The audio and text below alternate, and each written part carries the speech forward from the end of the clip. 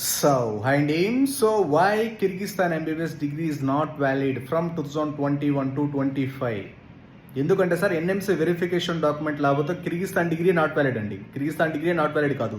మీరు జార్జియా అవ్వచ్చు, వియత్నాం అవ్వచ్చు, ఉజ్బెకిస్తాన్ అవ్వచ్చు, మీరు ఏ కంట్రీ వెళ్ళినా ఎక్సెప్ట్ రష్యా, ఏ కంట్రీ వెళ్ళినాక 100% వచ్చరికి ఈ ఎగ్జాంపుల్ వచ్చరికి కిర్గిస్తాన్ ఎగ్జాంపుల్.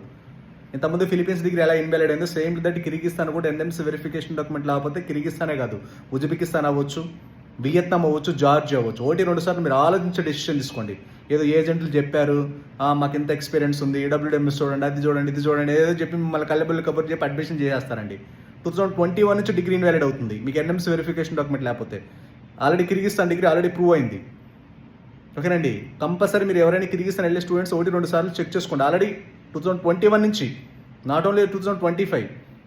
కాబట్టి మీరు 1-2 సార్లు ఆలోచించి డెసిషన్ తీసుకోండి కిర్గిస్తాన్ వెళ్ళే ముందు. Not only Kyrgyzstan, Georgia, Vietnam అన్ని కంట్రీస్ ఎక్సెప్ట్ రష్యా. రష్యాకి ఏంటంటే అఫీషియల్గా మీకు ఎన్ఎంసీ వెరిఫికేషన్ డాక్యుమెంట్ ఉంది.